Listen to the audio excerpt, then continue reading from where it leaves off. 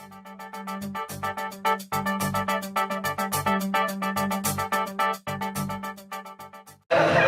manager for the Sutter Flood Control Agency, and it's nice to see some of you, a couple of you I haven't seen since we were talking about the assessment way back in 2010. So it's nice to be able to be here with you today and report our progress on the Feather River West Levee project and specifically what's happening with emergency repairs in Butte City.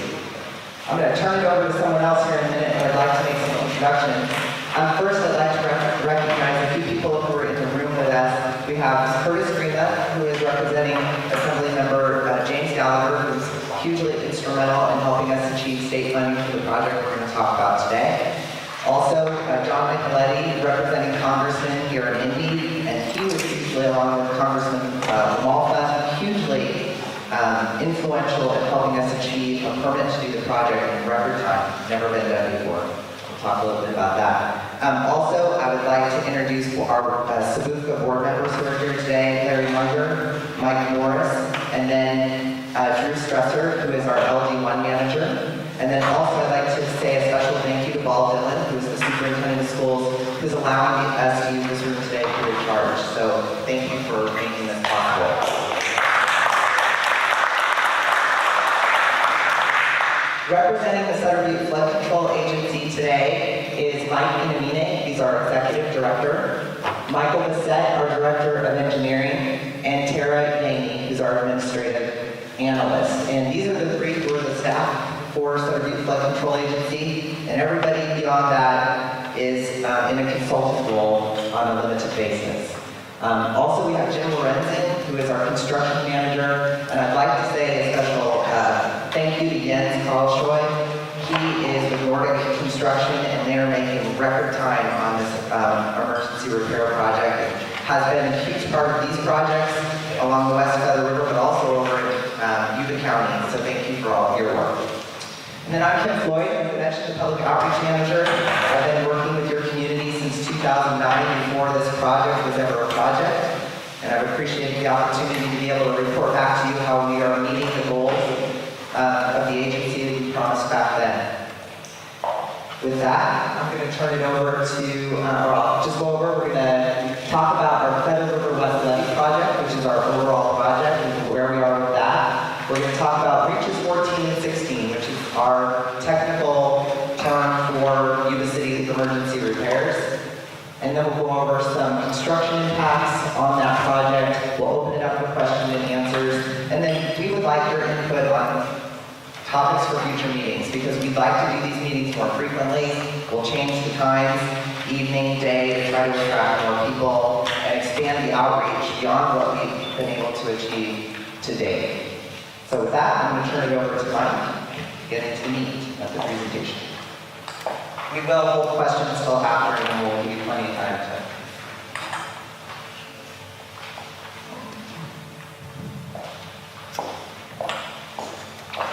Okay, thanks, Kim. And we want to leave some time, especially, we're going to spend a fair amount of time, especially with our construction contractor here, to hear issues particularly associated with Butte City and focus on those impacts. And as Kim pointed out, one of the important aspects of this is because we recognize that we are in the middle of business, we're in the middle of town, to hear some of those sort of hardcore experiences that you're having with construction traffic, or not, if we're doing an okay job. I just want to emphasize that. So I'm going to give a little bit of background on the stuff that we're working on right now. And I'm going to start at the top with some of the goals. Our goals have not changed, okay, since 2010. Now remember back when the assessment district was passed, that was nothing more than a concept. If we were going to get 200-year protection for Butte City North, all the urbanized areas, as dictated by SB5, that is the law, and a 100-year level of protection for points south. Now those are concepts. It's not implementation. It's not projects. It's not the hardcore construction you see out the levee. So in order to get there, and I'll go through this very quickly, to meet those goals, we've had to go through a number of things, several projects, and to achieve those goals. But it's useful to understand that we are seeking those same goals, we're still after those goals. Now, as an example of how projects change, and I'll describe this, the state didn't just show up with money and say, okay, here's some money, you're going to fix the whole entirety of the Feather River well. They're going to fund all the way down to Star Bend. And we're going to have, and as you'll see, we put some money together to fix the rest of the Feather River, including some federal money, which was just not part of the game. Shortly after the assessment district was passed, the state declared this is a developed flood protection plan. Well, we know it's the law that we fix the Sutter bypass, but they're not going to fund that, at least not in my lifetime. So we have a strategy to address critical repairs throughout the basin, including on the Feather River Sutter bypass, and address FEMA, which we understand is a big deal when FEMA originally mapped the entirety of Sutter County and Butte County into the floodplain. So I would encourage you, without me getting into the details here, to take a look at the strategic plan if you're interested. That was adopted by the SBFCA board, my 13 bosses, about a year and a half ago. Take a look at it. There's maps, there's details of the projects that comprise meeting these goals of 200-year protection in the north, 100-year protection equivalent in the south. Now, sort of the big dog in the room is the Feather River West Levee project. That is the biggest project. So I'm going to go through several projects, and we're going to focus on what's happening in Butte City right now. The Feather River West Levee project provides 200-year protection for Butte City, the vast majority of Butte City to points north. That project costs about $298 million. By the way, that's another example of how things change. It costs $298 million. Well, when the assessment district was passed, I think it was before my time, it was $250 million. Well, the cost share back then, when we estimated, was going to be 71%, because of changes in the way things are regulated, because we found some more projects. That cost share by the state is now 77%. So there's no more money that's being paid by the assessment district, which is a lot more money to pay for that project. So it's about 76 to 77% state bond funding. We estimate that work will be completed by the end of 2017. What we're going to be talking about for much of today is the Butte City repairs. That was never envisioned as part of the Feather River West Levee project. So to be clear, when we talk about the Feather River West Levee project, there's that project, which is the roughly $300 million project, and then there is what we're doing on an emergency basis through Butte City that is associated with all this construction in the city. So these are the other projects that comprise the SBFCA, or the SBFCA menu of projects to achieve our goals of 200-year protection and the equivalent of 100-year protection in the south. The Feather River West Levee project that I just spoke about, the Laurel Avenue Triple Repair project. So I know it's on the same river, it's the same levee, but it is the way state funding was handed out versus the cost share. That's a separate project. It's a higher cost share, about 85% state, but it is a separate project. And that's work that the ADENCY Great Lakes is working on right now. And if you go down there, and I think in a future meeting, I'll show you some videos. It's an impressive project, and a lot of work has been done in the past several months. The Oroville Wildlife Areas Flood Stage Production Project is about a $19 million project that's going to kick off next year. That was a condition of funding. In order for us to get $300 million for the Feather River West Levee project, we had to do that. More significantly, that project provides flood protection not only for Butte County, but also for folks south, including Butte City. The DA Roosevelt Communities Grant is a grant of about $1 million to look at projects primarily in the Sutter County area. And that money was just awarded this year. The Sutter Basin Flood Risk Management Project, that's bureaucracy for federal money. Okay, so a big deal, you may recall back in 2014, is that for the first time, the feds, starting back in 2000 actually, the federal government started a federal project. It never went anywhere, but as a result of some regulation changes in 2011, we got an authorized project in 2014. We still need that project. We still need federal investment to fix the Feather River, and it's worth $60 million to us. So we're still going after that. You're going to be hearing about that in the coming years.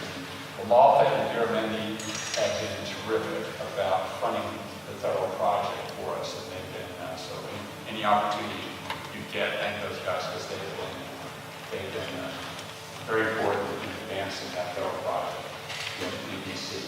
Now, these last three things, I just wanted to touch on. I don't want to spend a lot of time on them.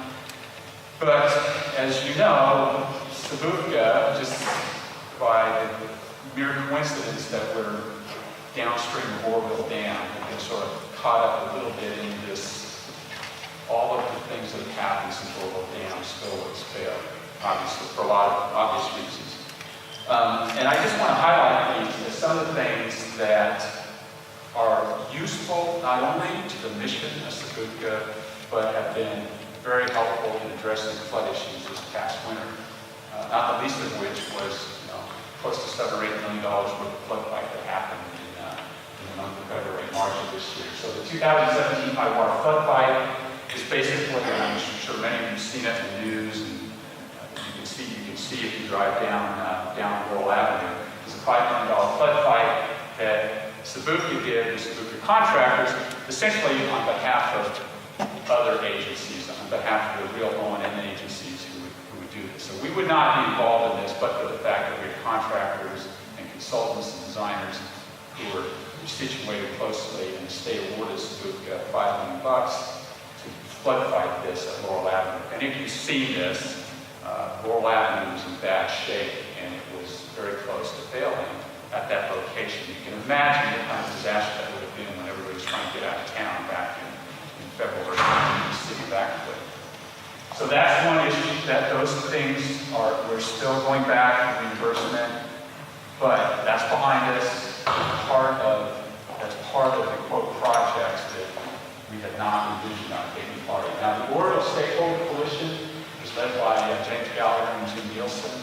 That's a letter that I'm sure many of you have seen that addresses some of the things, some of the harm that was caused to Feather River stakeholders. So we're participating in that effort only because we happen to represent many of the communities on the west side of the Feather River. Amongst that list of things are levee repairs, sediment management. And recently, in fact, I saw SBFCA, and this wasn't due to our part, but to any action on us, except participating in this coalition, we've seen SBFCA mentioned, SBFCA projects mentioned as a funding priority for legislation. That's a good thing for us. And so we'll continue to follow along with Mr. Gallagher and Mr. Nielsen's leadership to advance levee projects, projects in our neighborhood for that through those avenues. So thanks to Mr. Gallagher and Mr. Nielsen for advancing that. Legislation funding, again, because of Oroville, it's a lot of things come together during these disasters, and it's hectic, and I know that you are suffering as a result of all the stuff that's going on associated with these disasters. From our perspective, it's also an opportunity to get some things addressed right now, and one of those things that we're participating in is some regulatory streamlining, and I'll talk a little bit about that. You may recall, before we got this thing started, the Feather River West Levee project, it took 19 months just to get permission to fix an existing levee in place without changing anything. Now everybody decry that, that's terrible. But that's just what it takes to do a project on a river. So there have been some efforts to streamline this, and I'll talk a little bit about that. That's very important, not only in terms of time, but also in terms of money. So those are the projects. Now we're going to talk about, for the rest of this discussion, I'm going to stop talking here and turn it over to the real engineers, Mike Bissett and his crew, and contractors. I'm just going to give you a brief overview of what the Butte City repairs. Again, this wasn't part of the Feather River West Levee project, right? And the reason is quite simple. The Corps of Engineers built a story wall. You all saw it go in, and I'm presuming you probably still came for portions of it. You saw it go in back in 1999, 2000. I was here in 1997, flood fighting between the 5th and 10th Street bridges. I never would have guessed that 20 years from now, this 2017 event would see seepage at very low levels that was as bad as it was. That story wall doesn't work, okay? So we were aware that there were going to be some issues with that story wall, even though it was a, quote, no work breach. So this no work breach between, this no work breach as part of the West project. And the reason we say it's a no work breach is because we counted on a 4-story wall to be intact, to provide 200-year level of flood protection. That 4-story wall extends from the north end of Gilsizer Slough in the north, which is Van Gelden Way here. Gilsizer Slough in the north, south, this is Whitaker Hall. It's about 2.9 miles. So that was the entirety of the story wall. So we counted on that. What is the name of this to the north? Would it be close to what? The North Gate? What is that? Close to the North Gate, yeah. This is North Gate. Close to the south? And on south, this is right where 2nd Street comes in. This is Whitaker Hall, the airport. You know where Whitaker Hall is on the...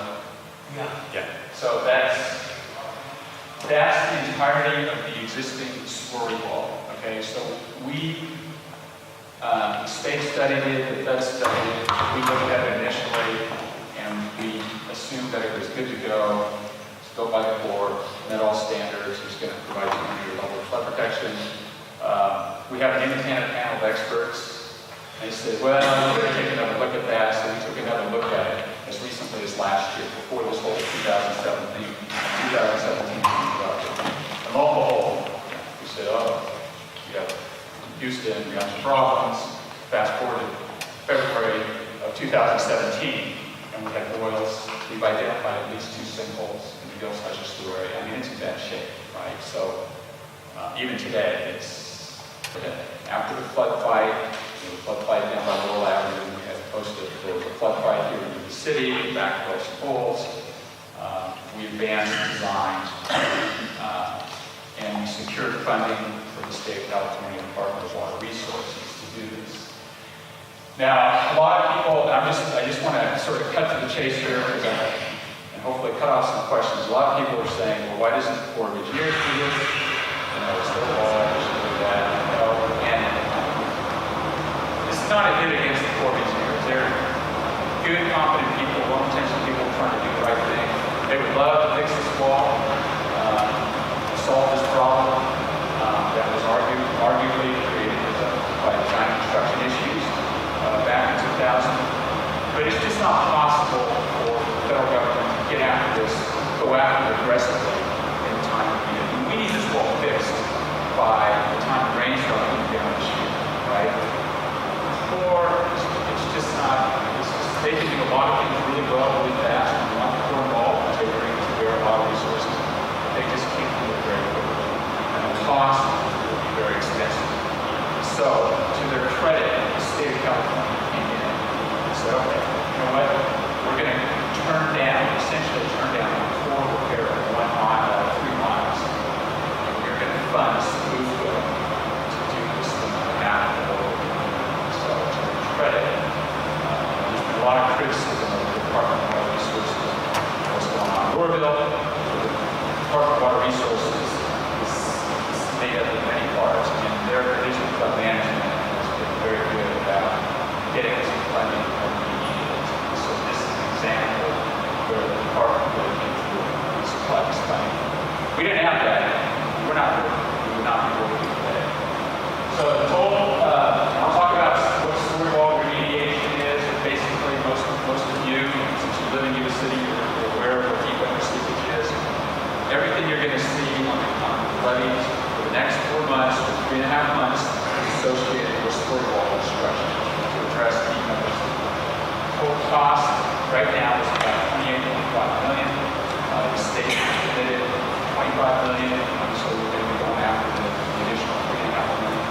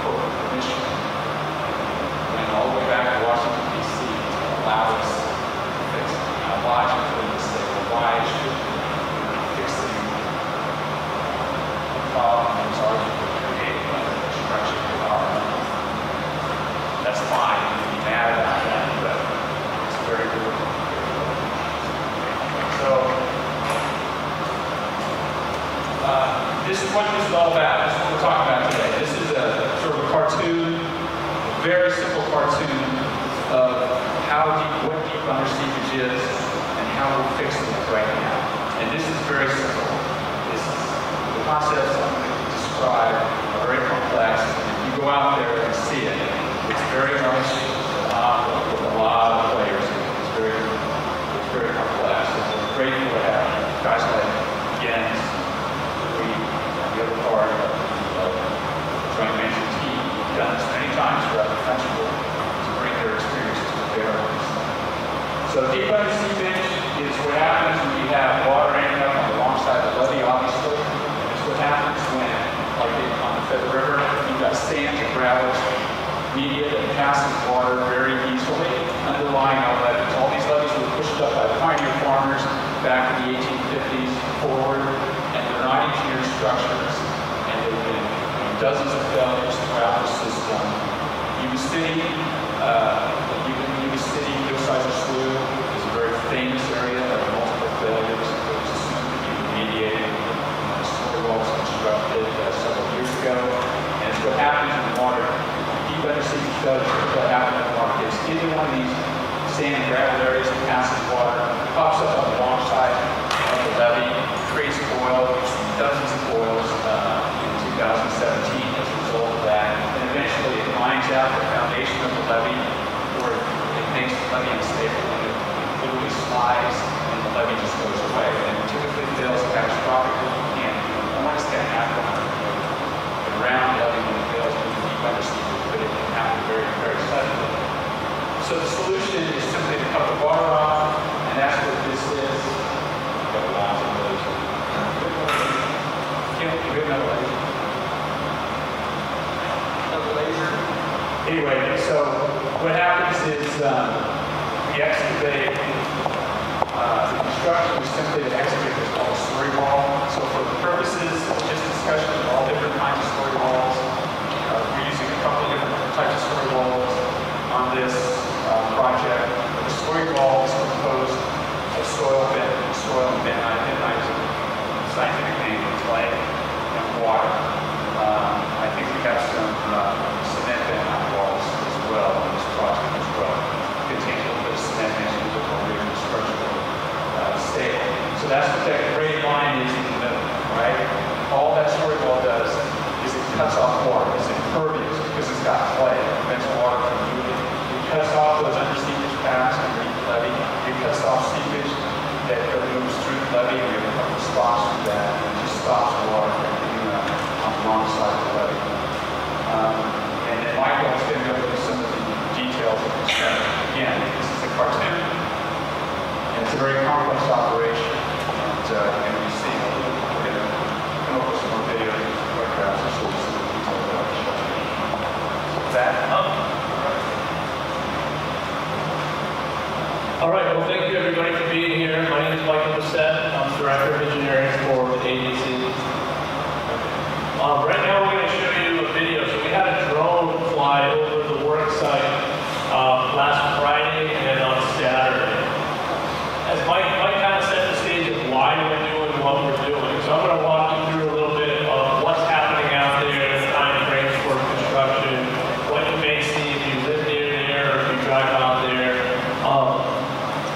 Our contractor started their work on July 31st, on Monday. So they went out there, they started clearing and grubbing and setting the stage for construction. We've only been in construction for like 2.5 weeks.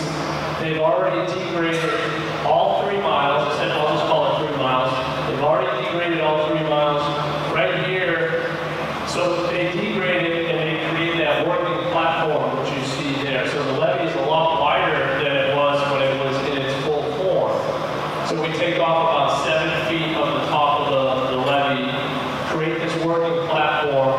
Right now you have an excavator digging a 9-foot wide, what we call the bathtub.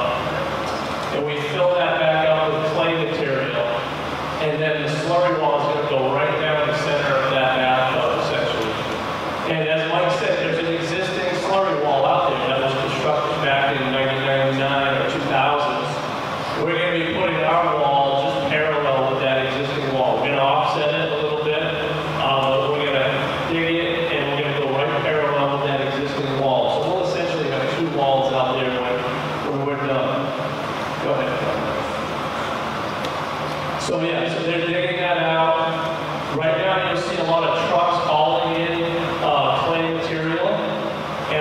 you the haul route in a few minutes on a different slide. So they're filling in the entire bathtub area, and I think by the end of this week, they're going to have all of that work completed.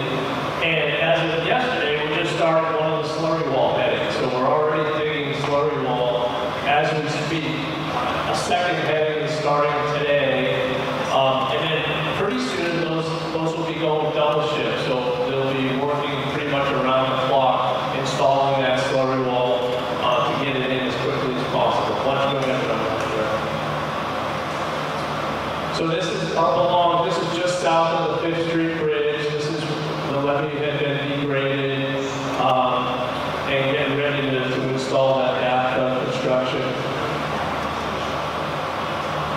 And so it was interesting, one of our board members was able to go out there and fly this drone and provide this video for us. We're going to continue to do this throughout the project, so we'll have video of the entire process as we move forward.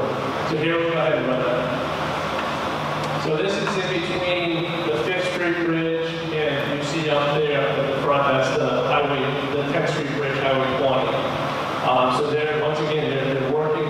So we have 3 separate areas, north of Highway 20, in between the 2 bridges, and then south. So we have those 3 separate areas. All of those areas are being worked at the same time. So simultaneously, all 3 areas are going to be worked. Typically, the normal projects, you start at one end and kind of work your way up for this small of a reach. But because we have such a limited construction season, we're doing it all at the same time. So in this company and their joint venture with Great Lakes, they have a bunch of equipment. They have like hundreds of guys working out there. We have all our team out there watching this construction, doing all the quality control, quality assurance process to make sure that this wall is constructed properly and take care of it, and we'll be able to certify to a 200-year level of protection. Why don't you run the slide? And I think we can go to the slideshow. So here we are. This is north of Highway 20. The Feather River Parkway is on the right. A bunch of businesses, commercial businesses on the left, and they were just stripping and starting degrading at this point in time. And now they've fully degraded that entire section, and they'll be starting slurry wall construction at the very northern end today. So a lot of work is going on all at the same time to provide that protection and safety to the public that's needed out there. So it's very interesting. So we'll continue to provide these videos. If we can, I don't know what Kim is, we're going to put them on our website. So these will be on the SBFCA website, so you can go in and look at them. So here it is.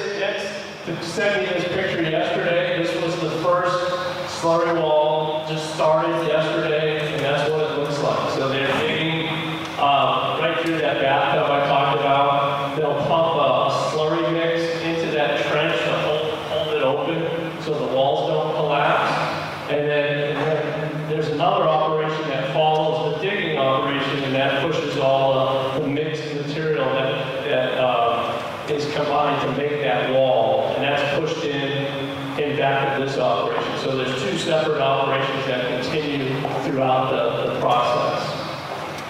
Okay, so here we're at. So we have a lot of dates here. So I'm going to just quickly run through these so you understand what's going on. First bullet, pre-construction activities. We did all of this work before we had our core 408 permit. So we got out there, we did everything we could prior to degrading the levee. So we did everything we could up to the point where we said, okay, we don't have our permit yet, we got to wait. But that came 2 days after we started, so it was very quickly in hand, and the Army Corps were able to deliver that in the state too. So we started construction July 31st. Ultimately, December 1st is our end date. So that means we'll have the levee reconstructed, we'll have our all-weather access road on top by that date. We'll still be doing cleanup operations, we'll still be doing other type of work out there to button up the site, but the level of protection, the levee reconstruction will be by this date. So we mobilized, third bullet, we mobilized, we've been stripping, degrading, all of that happened within about 2 weeks. And now we're actually constructing constructing slurry walls. So we'll be doing that from starting yesterday up to early October. So we'll have all 3 sections being installed, the walls in all 3 sections installed at the same time. We'll be going, initially they'll just start day shift, but then they're quickly going to jump into double shift. So we're going to be working at night in all 3 areas for the next couple of months, essentially. And then with this type of construction, we have a settlement period. So when you install those slurry walls, you have to let them settle a little bit, and we monitor that settlement before we can go back in and reconstruct the levee. So you don't have to just sit and wait for the entire 3 miles, but because it's such a short site, that some walls will cure quicker than others, in terms of when they were installed. But because it's such a small site, there's hauling in and out and truck access, so the contractor has to figure that out. But we're looking at between 14 days and 21 days after the wall was installed, and then we can start reconstructing the levee. So that'll all be timed and worked out with our contractor, and that work will occur when we can. Like I said, finish up levee reconstruction by the end of November, December 1. Everything's back in place, and then we'll be doing minor cleanup work out there. That levee, in case that was a paved levee crown, we may or may not be able to repave that this year. So if we don't get a window of good weather in December, then we'll have to wait till the spring or next year, or if we get a window of opportunity, we'll go back in and pave that out. But we don't want to do it in bad weather and get a lousy leave behind asphalt road, and we'd have to go back in and repair that. So we're going to time it properly, so it may be gravel for a period of time before we can get back in and pave it out. Okay. Excuse me. Yes, sir. Question on what you were saying, right, on going north, when once you fix the paved part, right, the paved part, how far will you go? North Bay? We'll repave our project limits. So wherever it was paved in our project limits, pavement will go back. So we're not going any more than that? No, we're not extending anything beyond our project. It will be. Correct. We're not changing the condition of what it was before we started. Yep. Okay, so intervals of 24-hour, 7-day work. So right now, we're going to be starting that 24-hour process. Up till now, it's all been earthwork. It's all been during the daylight hours. So the slurry wall construction work, that's the type of work where we can set up light stands. It's sort of a focused operation in a certain limited amount of area, and we can do that type of work safely and do it double shift. So that's what's going to happen in those 3 areas. And there's going to be impact. So we're working with all of the landowners adjacent to the project. We have a whole laundry list of, type of construction activities that could have impacts, and we're going to work with our team, our contractor, and the neighboring public to minimize impacts as much as possible.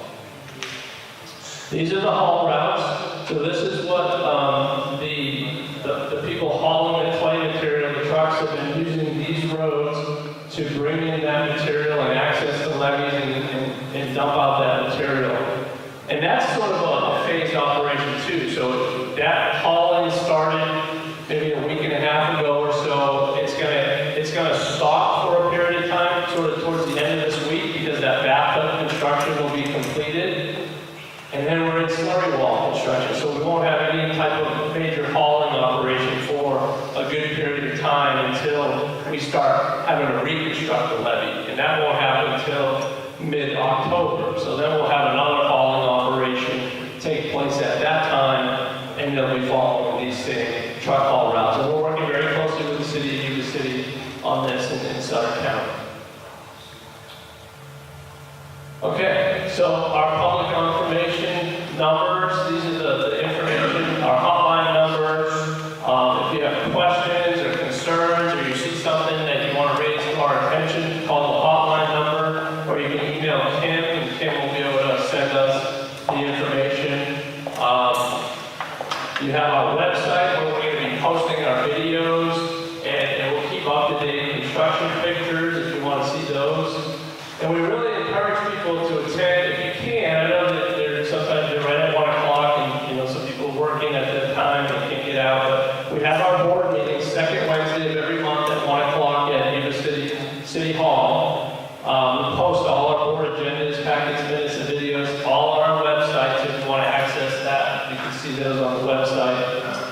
And also finance committee meetings. So we hold those meetings whenever there's financial information or approvals we need from the board. We'll have public meetings, go over that information, and we encourage the public to attend those meetings. And that's it. Let me go back to this in case Tim wants other public information. We'll talk about topics for future meetings in a minute, but I'd like to ask questions, if anybody has questions about the emergency repairs or the Feather River West Levee project. Anything that we talked about today? Yes, over here. Yeah. How wide is the new slurry water bridge? How wide is the new slurry wall? It's 3 feet wide. 3 feet wide. That's a lot of cement. Well, as well, we talked about that. Let's talk about the material. Yeah, so the slurry wall is a mixture of soil, the soil that we dig out, bentonite clay that we haul in from typically Wyoming or Utah, the contractor brings that in, and water. So there's no cement in the wall, so it's just soil, bentonite clay, and water. All of that is mixed up. It has like a consistency of like peanut butter. When it goes in, it's kind of thick and it can move a little bit. It doesn't harden up like a concrete would. Now that's the difference between what they did in the past, the wall that we're fixing. That wall was only about 18 inches to 22 inches, I believe, wide. So it was narrower, and it had cement in there. And what we found with that type of construction, that you had some rattling at the bottom. It didn't seal properly in some areas, and they could also have some windows in those type of walls. So people have dug into those existing walls and found those type of problems. That's why we're using a different technology now. Mike, one other thing is you're also looking at much deeper depth. We're going anywhere from 65 to 81 feet. Previous walls were probably around 35 to 40. Yeah, that's a great point. In most areas, the wall is going to be considerably deeper than the existing wall. We found that they didn't go deep enough in most areas. You say 61 feet deep? Our deepest on this section is 81 feet deep. 81 feet. Like, And that's from the D grade. That's from the levee D grade. That's how it's going to dig down. Back to that picture again. You probably can get a good look at this from the bridges, right, if you're able to. don't cause an accident. Hey, don't stop. Don't stop. You can glance over without writing. Any other questions? Yes, sir. You know, this whole valley has a lot of good clay up it. Why didn't you just get here to go up loud? Oh, for the bentonite clay? Well, ask my contractor over here. I guess that's a special mine. It's a special type of Especially like and the processing plant to pulverize it and grind it down. There are none of those facilities around here. Yeah, so a lot of folks ask that, and the thing with this clay is you look at the 3-foot width of the wall, and you think, well, that's 3-foot width, and the old wall was 18 inches to 24 inches. Most of the seepage protection is in what's called the filter cake. This is the material that, the bentonite clay that gets into the walls of the slurry wall, and that's where most of the seepage protection. I know that's a little deflating because the wall is so wide, but that particular clay produces, because of its particle size, its particle distribution, in its natural form in Wyoming and Utah, and I don't know if Idaho has deposits. That is the stuff that gets into the walls of our slurry walls, and it provides the seepage protection. That's what plugs up the soil in our area and creates the seepage protection. So we can't just, there's a lot of clay throughout the valley, but this is a particular clay that's been mined out in natural deposits that produces those characteristics.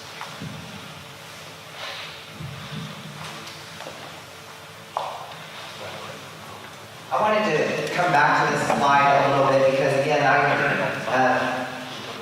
I was one who talked with a lot of community members back in 2010 about what SBFCA's goals were in terms of achieving 200-year flood protection and 100-year flood protection for the southern portion of the basin. As you might imagine, we've been talking a lot about the Feather River West Levee project, but now what are we going to do for those property owners who are facing or are already in a special flood hazard area in the southern portion of our basin, are paying high cost of flood insurance? They're paying an assessment with the understanding that that will go toward solutions for them so that they can get out from under that regulatory floodwall. So I want Mike to talk a little bit about what we're doing to address those issues in the South. And then also, we talked a little bit about what we had promised in funding when we began.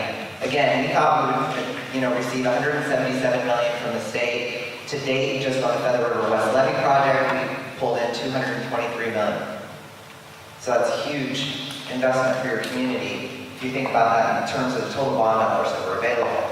Then, we've also been able to secure the additional $30 million for the emergency repairs that was not ever contemplated as part of our project, plus the other projects, special grant funds that don't impact assessment revenue. So there's been a huge investment in your community. It's been in large part due to the unified efforts through the JPA, but then also elected officials too, at the state, federal level, the local level, have pushed very hard to make those things happen for your community.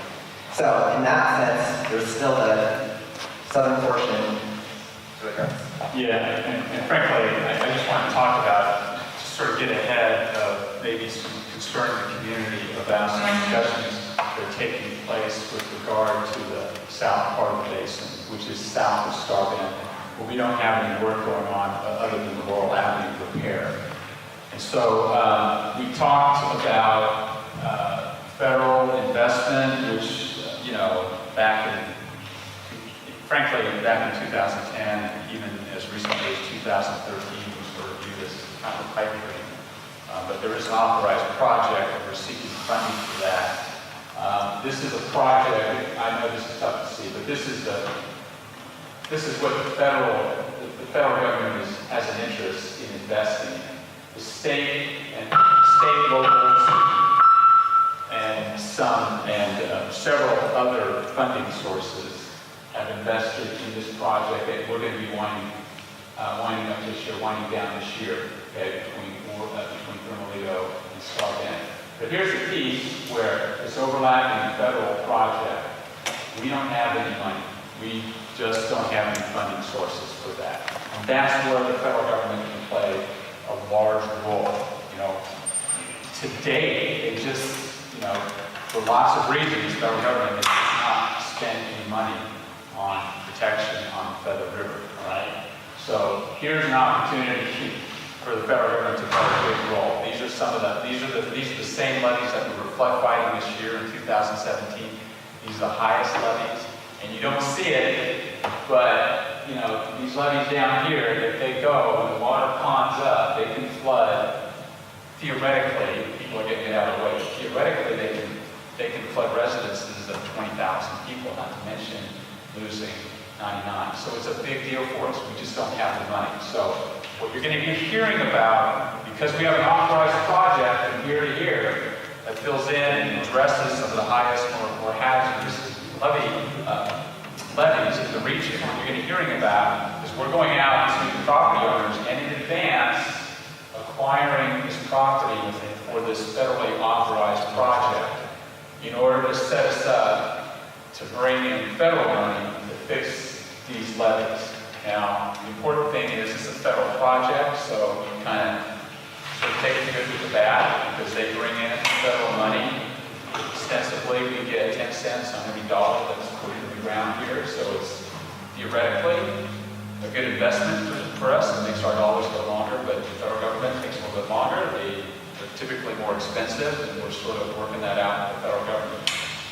But I just don't want people to get alarmed that, hey, we're starting down some, new project. We don't have the money, but we have to acquire this land in order to set the federal government to build the project, and that is worth about $60 million in road repairs that we so far have not acquired funding for. And it's a way of bringing federal investment to the region.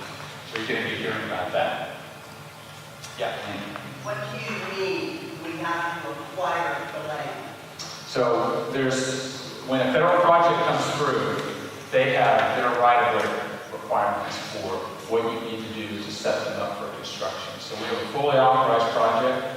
We're looking to get into the 2018 work plan, which means actual construction this year.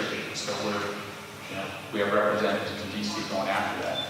But in order for them to hit the ground locally, you need to have right-of-way. I mean, if there's a way to shut down a project or to delay a project, it's not acquiring right-of-way. So we need to acquire not only the right-of-way, but also the rights for construction, some of the borrow areas, and all the other things associated with constructing these levees before the federal government can come in and start constructing. So we've issued a notice of intent to appraise. This is like the first step in evaluating the value of the land so we can start negotiating with property owners in the future for an eventual federal project. And meeting with them individually. And meeting with them individually. And that's already taking place, yeah. The section north of Lynn, or Northgate, is that assumed to be oil-free and, Yeah. what do they say? Yeah, so that's right here. So everything north is now completed. So slurry wall that's been placed for berms and other types of slurry walls have been placed from thermally over the north all the way to Northgate. That's the end of the existing slurry wall that's now. And those all held up really well during this last storm season, so they were put to the test. That was good that they were replaced. Yeah, to the extent there's any good news out of this lousy flood season, it is that the new slurry wall that was in place was 2013. We just did not see any deficiencies in it. It was a good test under decent that water surface elevation. It was a good test of the existing wall. Unfortunately, it was a good test for. Mike, behind me. Yeah. Okay, on the goal says achieve 100-year protection for the remainder of the basin. Where does that start? Is that what you're calling? Yeah, so this is, if you can look at this is more or less, this is a proxy for 100-year level of flood elevation. What is that from below? Like where does it start? Below or start? Yeah, so this is roughly, what is that? It's right above, what that cross street is? Is it boat or? It's right above there. Further south? Very important. Okay, so it's not changing at all. That area is already within a special flood hazard area. Okay. And you said the slurry wall is, that you're constructing is different from concrete. And then you talked about earthquake motion. Okay, you're an engineer? Because that's a good question. And actually that was a consideration in the selection of this material. So one of the issues with some of these more rigid walls in earthquake country is they do get brittle and they shake a little bit in the crack and they can cause problems. SP walls, which soil bentonite walls, which is a technology that's been around since the 40s. When you see, if you get an opportunity to see it when it's in place, it's got the consistency of a thick milkshake. It does move. It does accommodate shaking. It does have a tendency to self-heal. For all those reasons, it's actually a very good material to use in earthquake country. Did you say self-healing? Yeah, because it moves, and it's It's a very flexible material when you see it in place. If you've ever seen like SCD walls, either soil cement, bentonite walls, if they're exposed to the air, they tend to desiccate a little bit and crack. They can be more brittle. So because the bentonite's under pressure, the soil, the water in the soil stays flexible.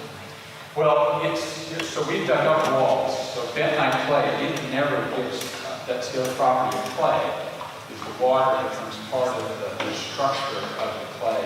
It never gives up the water. Literally, it just never gives up the water. So even decades later, you can dig up these walls, and we've dug up these walls, and it still has that consistency of, sort of a thick milkshake, as opposed to other types of walls, which tend to be much more rigid.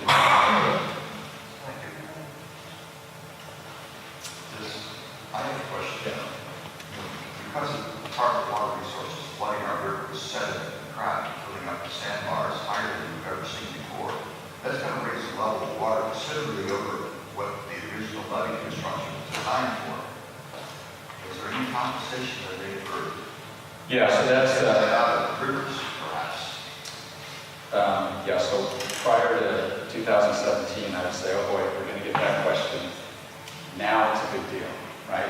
Because you've all seen what's happened as a result of the erosion and sediment that has moved from one place to the other. And it is a concern in terms of levee protection and the capacity of the channel, because sediment has moved from one place to another. And there's obviously concern that if while the capacity of the channel is only so wide, say between Butte County and Sutter County, and you get a bunch of sediment that moves from upstream to downstream and it piles up in a lot of places, there's a lot of concern. I'm trying to reframe your question. There's concern that maybe that blocks things up. In general, most of the carrying capacity of the river during high water, I'm not talking about low water, during summer, spring, fall, but during the big events, the events that fail levees, most of the capacity to carry those big floods is above where you see the sediment. In other words, it's that broad area between the levees that carries most of the flood. So it looks horrible, but most of the flood protection is carried, unfortunately, but historically it's just the way it is, between the levees, because that's where most of the area is between the levees. Now, not to downplay the importance of sediment movement up and down the river. That's got to be looked at, and that is one of the big actions that Mr. Gallagher and Nielsen are leading, along with many Federal River stakeholders, is to get the department to take a hard look at where the sediment is, where the holes are, where the piles are throughout the system, to better understand the hydraulics that you mentioned. So frankly, that's going to have to be work in progress. In general, we feel pretty comfortable with the hydraulics. So, right after this whole thing happened, we haven't had much time to work on this, obviously, but we did run some models through the system to see if we were going to have enough capacity. We feel pretty comfortable with it. But for the long term, somebody's going to have to take a look at that. And we've asked them to help run that effort. Okay. Hey, Mike, I know we're here for Sutter County, but some of us also have stakeholders in Butte County. Yeah. Are the county getting funds to repair the levees? Are they in the process? So, John Nicolette, you still here? So John was a longtime member of the Three Rivers Levee Improvement Authority Board. And they spent, they invested approximately more than $400 million in repairs to all along the Bear and Beaver and Feather Rivers. And they've set one of the world's largest setback levees there. That work was completed in 2011. Yeah, we're still working on the northern reach into the gold fields. It's had a 100-year protection now, and there's a design work in for 200-year protection to the gold fields. So that protects Linda and the top. And the Mayor's Organ levee has $150 million scheduled between now and 2022. Will be recompleted, and those levees will actually end up being 300-year levees. Yeah, so Three Rivers levees were actually one of the first levee programs to benefit under the Prop 1E dollars. They built the Feather River setback levee that actually lowered the basic flood elevation of the river by about 1.5 feet between. And then this community actually kind of followed that Three Rivers Levee Improvement Authority model when it formed its JPA. So about $1 billion, approximately $1 billion of Prop 1E dollars from the state have been invested in the Feather River region, including on the Bear, the Yuba, and the Feather. That's phenomenal when you consider there was just a little more than $4 billion available statewide. So these communities have done very well in securing those funds, and partly because you organized into these joint power authorities and made it a regional, not just an independent agency by agency effort. So you should all be very proud of the work that you have done through your elected officials and on your own to get that achieved. So, with that, I want to thank Chuck Smith with Sutter County, who's been Facebook Living this. So if you'd like to review it later or share it with other people, it's available on Sutter County's Office of Emergency Services Facebook page, and that will stay there in perpetuity for people to check out, so please share it. Are there topics for future meetings or times for future meetings? We've had lots of community meetings over the years. In fact, typically we do 1 or 2 each year in the evening to try to reach people who work. Our turnout has been slowly trickling down over the years as the project has been going on. People are seeing real results from the investment that they've made. But we'll have to grow. We'd like to expand the outreach that we've been doing. We'd like to expand the involvement of the community into everything from, what we're doing on the projects to what kind of funding we're bringing in to how the assessment and the state funds are being used. So if there are other topics or other times, we'll have those meetings. We'll notify as many people as we can and share the information. We also plan on having something in Butte County as well. Yeah. So we need to- We'll move them around, locations, times. So think about it. You can email me or send an email to Tara through our website and we'll put something else together. Thank you all for taking time to stay around. I'd like to bring up the white elephant in the room. Why did people get into the citizens committee when you promised it?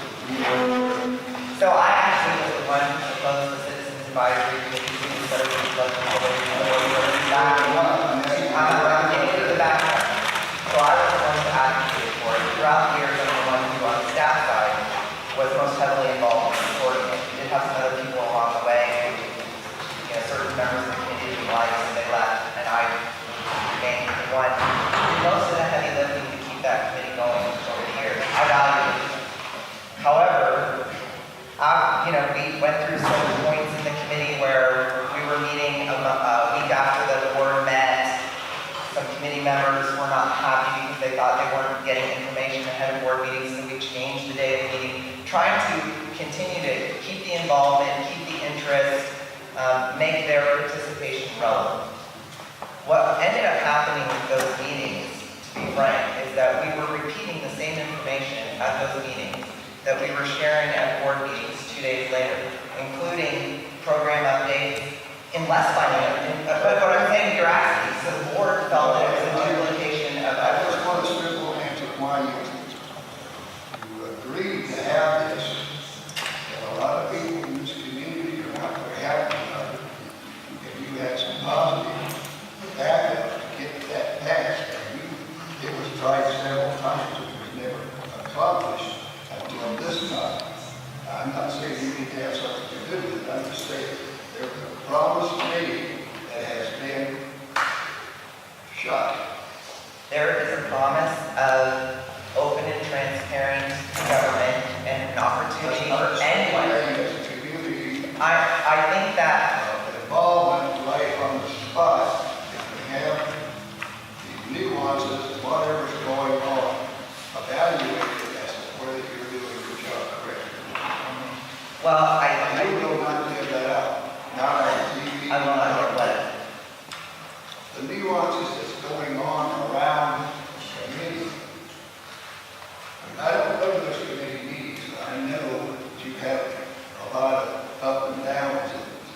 Over board agendas and minutes. The process, not the content we were sharing, but it seemed like the process was always an issue. So I think one of the things the board may have considered in its decision was that the bulk of what it heard from some committee members, not the committee as a whole, boiled down to complaints about procedural issues that had nothing to do with the furtherance and achievement of the 100 or 200-year goal. So I think So those things that you're talking about boils down to conflict of what you were doing.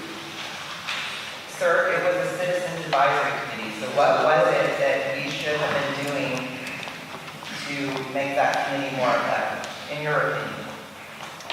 Should we have been doing the committee's work, or was it a citizen advisory committee? You're supposed to be letting these people listen in and get all the information so they can report it back to these people out here that they can build it. Okay, did they do that? I think they did, or tried to. Okay. Yes. It was the board's decision based on duplication of effort for staff time. We share the same information. Literally, there's nothing shared in KDAC meetings that is not also shared publicly in SBFCA board meetings and at SBFCA finance meetings. But there was more finance information here in the public. You can contact the board member. You can contact the board member. Share this information with each other. 12, 1 o'clock, and work thing, and don't like to get over here, except people like me that are retired. We just said we're meeting different times in different locations to try to reach more people. Citizen oversight per se, or citizen involvement should not be limited to one group, one time a month. We're trying to branch that out to reach more people and involve more people. From my perspective, you know, you ask why. Well, I don't think we're reaching enough people. We may have relied too heavily on the committee, which the committee's role was always to review the assessment revenues. But that's not what it ended up being. It ended up being program reports on our part, us driving the agenda, us providing the information. Not a lot of requests coming back. Never, to my knowledge, was there ever, and someone can correct me if I'm wrong, was there ever a report by the committee that went to the board to oppose a board action? Ever. So my point is, to make it more effective, the board asked us to try to do something different. If they're going to spend money, do something different. See if we can do it differently. Because that was not working in the board's opinion. But the citizen advisory, you don't eliminate. Get the more or less firing of the citizens committee out to the community to see what they would say about it. Well, I'm assuming that you have done a good job of that. Because I'm sure the board has been contacted and it's their decision. I heard from here about what happened. I'm just asking you why you did it. Now, the citizens want to come back at you, but you will hard, just be ready for it. Oh, okay. I didn't do it. It was a board decision and it's a board decision. Yes, this was brought forward by Butte County and Sutter County both, put on the agenda. And out of 13 members, there were 10 members there, 8 voted for it and 2 against. This is not something that came from the popular. Larry, we know that there Now, was I'm not going to interrupt you. Now, But anyway, it was done by the board, elected officials. We're not going to report to the board how many months. You can't even get a quorum. We're wasting staff time and money. And if we're going to be taxpayers, we're going to be transparent. Let's go to the board. They can come and address anything to the board at any time. And that's how we look at it. It's just money saving factor and transparency. I'd like to say a little bit about that. Yes, the promise was made to the citizens, every assessment made. And if you read the charter that was written by this board, one of the things is KDAC will enhance community awareness of the expenditures of assessment district funds. What you're not being told, and we didn't realize it, is yes, employees were at those meetings, they tried to manage them. At the very beginning, they brought us expensive lunches. We objected as citizens, saying, no, our assessment money should not be spent for that. You know what? We irritated one of the prior hired people. She wanted those lunches. We thought that the budget information officer was taking these issues to the board. We never saw, for the last meeting, an attorney is talking to me about it being a Brown Act violation and possible a filing over it, because it did not define in item 6 of what the goal possibly was to eliminate the assessment fee. Another thing you don't know, they falsely reported employees did not follow the state law or the federal law. Unemployment, Social Security, various things that we found, but apparently never went above our heads.